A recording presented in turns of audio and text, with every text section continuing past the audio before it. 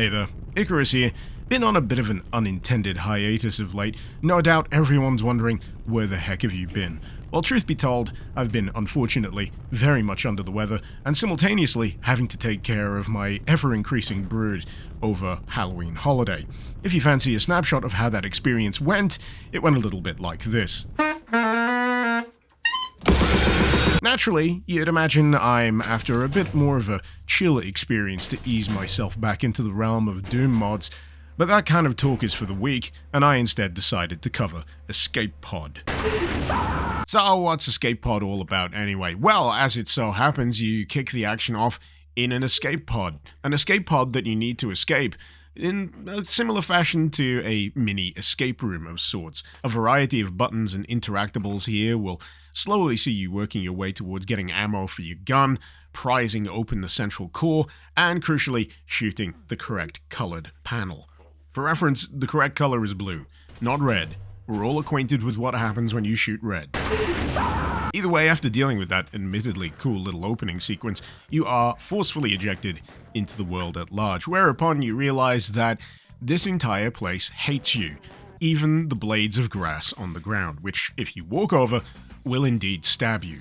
Yeah, Escape Pod is pretty much openly hostile to the first-time player experience, even more so if you have the misfortune of picking ultra-violence, which, is usually a bit of a 50-50 flip for me, but here in Escape Pod, oh god does it really stick the boot in. Thankfully, I saw reason on my second attempt and just stuck it on Hurt Me Plenty, which, is still pretty difficult, but at least this time I'd have some degree of forewarning for the exquisitely designed bullshit I'd be dealing with for the duration. The first big dollop of bull-based excrement that you'll be dealing with here during the course of Escape Pod is the fact that you will spend an uncomfortable degree of time with the pistol. Mercifully, the pistol is altered from vanilla. It certainly fires faster, that's for sure, but it still remains the gold standard in mildly unsatisfying starting pea shooters. And honestly, the design of Escape Pod is flat-out trollish. And naturally, it's the kind of mod that dangles the possibility of a chain gun upgrade just out of reach before literally bringing the ceiling crashing down on your hopes and dreams. Mercifully, it's not all pain. There's some cool stuff peppered throughout this opening stretch that reminds you that, yes, this is in fact leveraging some bells and whistles from GZ Doom, and that manifests in interactable things in the environment. A few of them might be a bit more obvious, such as being able to open the supply crates, but on top of that, you'll also notice some suspicious-looking textures on various pillars, which if you shoot, will then lower them to a more traversable height. It's not typically the kind of thing you'd have to deal with in your average Doom map, and Escape Pod, to its credit, does a pretty good job of cluing you in on how to take advantage of these new little additions. But before long, you'll have managed to parkour your way up to this section here, which I must add you have to do without the aid of jumping. And I sure as heck hope you've been rationing those bullets, because if not, you'll be enjoying a game of Punch-Out with these lost souls while wind tries to blow you off the edges of these precarious platforms. The following section finally, and I mean finally, allows you to lay hands upon the blessed chain gun. Not to mention Escape Pod's next big gimmick, which appears to be some kind of ballistic teleport platform, which is a cool as heck idea, and one that will either continuously spit out enemies until you've dealt with them all, or you can try your hand at activating the failsafe projectile, which if you manage to reach in time, will disable the teleport before it has a chance to spawn too many enemies. This actually becomes a recurring feature across multiple encounters involving the ballistic teleport, and believe you me, it is a colossal pain in the backside to deal with first time round. Because A, oh god, the monsters, I need to fight the monsters. B, I have no idea what this red button's going to even do the first time I try it. And C, they don't always have the habit of landing in the most reachable locations. But yeah, first time experience of playing through these opening sections is just harsh. It's really abrasive. A lot of it just eager to poke you in the eye, trip you up, and then give you a wedgie for good measure.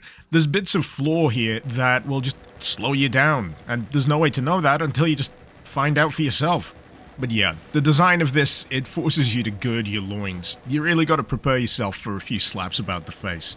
So you've managed to survive your first volley of ballistic teleporter onslaughts. You've managed to acquire yourself a pretty neat plasma gun in the process.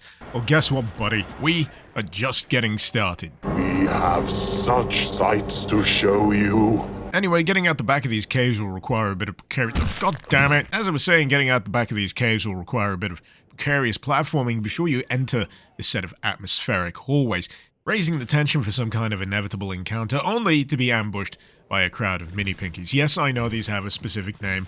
No, I can't remember it right now. And for all of the lack of threatening aura that this tiny crowd of ankle-biters has, don't worry, they will soon strike fear into your heart. Until then, however, Escape Pod is content with giving you a little bit extra of the gee whiz factor, because god damn it, look at this bridge! Yeah, boy. The wonders only continue as you fight your way deeper into this UAC base. This little lobby here has some destructible panels in the walls that add a lot of dynamism to the firefights that you'll engage in. And further to that, I am being entirely genuine when I say, good grief, does Escape Pod give good hallway? And if that weren't enough, guess what happens when you reach the other end of this thing? That's right, an honest-to-goodness elevator fight. It's just, honestly, at every turn, reminding me of what cool stuff you can do when you utilize GZ Doom. And I think the impact of all of this stuff is all the stronger for me because it's not going out of its way to use excessive amounts of custom textures. In fact, I'm reasonably sure it's almost 99.9% vanilla, and that just puts me in this false sense of security because I see vanilla textures, I expect vanilla shenanigans, but at almost every twist and turn, Escape Pod goes out of its way to surprise you with something interesting. Speaking of which, once you're done with whatever lurks at the bottom of the elevator shaft, it's back up and through that ominously lit hallway, which, of course, has more to it than just a simple pinky, because haha, screw you, you're locked in here now, and oh boy, does the ammo deprivation really get to you at points like this. Now, feel free to chalk this up to a mild case of Stockholm Syndrome, but I did start coming around to the idea that this map plays with, in that depriving you of ammunition primes you to be just a little bit more mindful of what you've got available for your various weapons, in some points outright just encouraging you to whip out the chainsaw, conserve the rest of the ammo entirely, and carve up some ham. Later, on the opposite side of this facility, it even goes further with that conceit and forces you to pay attention to those destructible panels which now explode, and yes, can indeed kill you. Guess what? It can also kill your enemies, leading to this really wonderful setup in this reactor room here, where you've got a spider mastermind stomping around above, and naturally, not enough ammunition to take it out quick enough without taking some significant damage yourself. But lo and behold, that one asthmatic hamster that runs my brain suddenly gets into gear and reminds me that yes, you can indeed blow the pipes, and yes, it will absolutely ruin the mastermind above. It's really rewarding seeing this kind of design pay off. It makes you feel clever, it makes you feel smart, and it's almost enough to forgive some of the pain that Escape Pod puts you through. While I'm at it, can I just point out how fantastic the use of fire blue is in this map? Good grief, this is gold standard stuff for me. So prior to dealing with the reactor, you'll also make your way through this little section here, which requires timing the switches in the correct order in order to ascend to the higher level. But something that you'll also witness triggering from this is another ballistic teleport making landfall outside. And man, I really wish I would have took the hint, because the failsafe projectile literally lands outside the window. Might as well have been a neon sign saying, you might want to deal with this before things get a little too out of hand, but in my defense, the route back involves crap like this. So naturally, apathy got the better of me. I figured things were already going to get as bad as they possibly could after having cleared out this section here, and just carried on my merry way. That was a mistake. So yeah, by the time I got back to the front, the entire spawn had already expended itself from the ballistic teleport, and I wasn't looking too great when it came to health. Cue multiple attempts, a few Hail Marys with a BFG round or two, which, if you're wondering, I found at the bottom of the elevator shaft, before ultimately saying, you know what, screw it, I'm just going to try and punch a hole, cross my fingers, and hope not to die.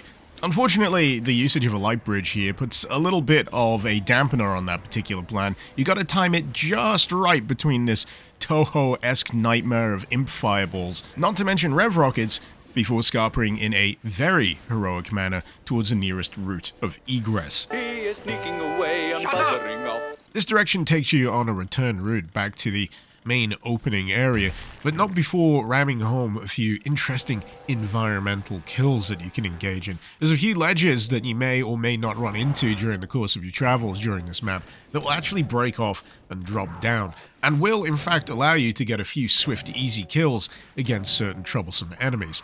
Managed to land a bullseye on a Hell Knight here, but sadly I just wasn't in the mood to skirmish with a Baron, so I pushed further on, finding myself railroaded through these claustrophobic caves before ultimately finding myself having to deal with the damn Baron anyway, only now I didn't have the luxury of attempting to drop a ledge on his head. Now you might think after having dealt with all that stuff, this map might be about ready to wrap things up. You're traversing along this new route higher up on the ledges, and hey, there's this shiny thing embedded in the wall here. I wonder what it does. Maybe it's the exit.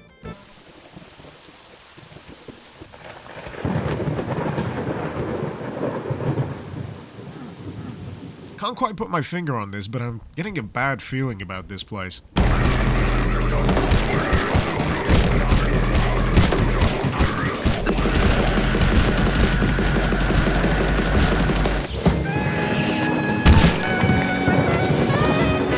I'm kind of embarrassed to tell you how long it actually took me to deal with this cyber demon on top of the cliffside here. I was laboring under the assumption that it might actually need to be taken out before I can progress, so I diligently plinked away at that thing, and it didn't need to be done. It was unnecessary. I could have just left.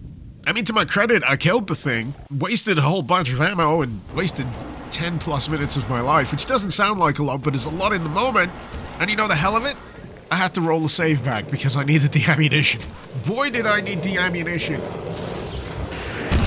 Have to admit, it is a fascinating trek through previously explored areas. Only now there is a much different feel thanks to the rainstorm thundering overhead, the evidence of the world around you falling deeper into ruin, the facilities themselves with literal holes in the walls, and, of course, a mild explosion in pinky ankle-biter population.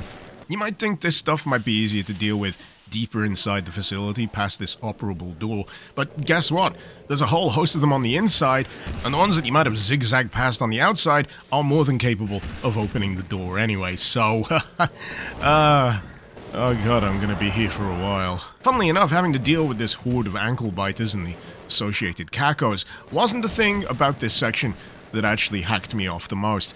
What really did me in was trying to figure out what the ever-loving heck I was meant to do after activating this switch. For some reason, my brain just couldn't put it together. I could see a switch, I could see a cable, I could see it activated, I could see it connected to a nearby door, but the switch would not activate the door. Didn't seem to have anything to do with it. Instead, there's this nearby pillar that rises, has some kind of blue energy in it, and unfortunately for me, that aforementioned asthmatic hamster that runs my brain was busy taking a smoke break. You can then imagine my frustration when I had to have it pointed out to me that the pillar in the room mirrored the pillars that straddle both sides of the light bridge in the gorge outside. In my defense, it's the only example of this ever happening in the entirety of the map, and it's also on a timer, which means if I activate it and then get busy having to kill stuff on the way to the bridge outside, I might manage to miss that it even did anything to begin with. But anyway, bygones are bygones. Got there in the end. What's my reward for getting to this additional sparkly thing embedded in the wall? Oh, good. Hey Frank, you're not gonna believe this! It's hell again! You'd think hell would at least invest in maybe some public restrooms, but no, even cyberdemons have to go pee in the hallway, it seems. And as for where you're supposed to be headed in this wonderful scenic hellscape, there is a single gate locked by Skull Key, and oh boy, you're gonna love where it's located. Why yes, that is an incremental amount of damage for every moment you spend in this infernal hallway. And good grief am I glad I found that little hole in the wall with a spur berserk kit as well as extra rocket ammo, because man, I could not conceive getting through this on, what was I on? 4 points of health. Anyway, as you might imagine, what with this being the last gasp of this journey of a map, there's somewhat of a gimmick to actually finishing it. You may not immediately think of it as something you need to be shooting at, but you see that big old pillar of bone and flesh? Yeah, you need to bring it down. It was a little frustrating to figure out at first, but in hindsight, it's a pretty cool idea. It even has its own little rotating defense sprites, adding a little bit of extra tension to this section as you desperately try to land a shot before too many other enemies pile in and ruin your efforts. But, as is the way of all things when the forces of hell are faced with the Doom guy, the pillar falls, and I finally I guess, escape. It kind of unceremoniously boots you into Underhall, so I guess I just have to play the rest of Doom 2 now. In all seriousness, though, Escape Pod is a tremendously impressive map. There's no doubt that a colossal amount of work has gone into it by the author Callow, who I believe runs a YouTube channel called Guns in Games. And yeah, the effort is plain to see, not just on screen, but on the actual ModDB page, where allegedly this took 15 months to construct. Having experienced the sum total of it, I'm not surprised. Is it a map with a few rough patches with regards to maybe signposting, pacing? Certainly a fair bit of frame chugging in certain spots, come to think of it. Sure. But I think taken as a sum total package, this is actually a really impressive piece of work. One that easily overshadows any of its more frustrating sections. And believe me, I experienced a few! But all that said, I'd still heartily recommend Escape Pod. It's annoyingly good, in such a way that I will be excessively judgy on any other map set I see that leverages GZ Doom in the immediate future.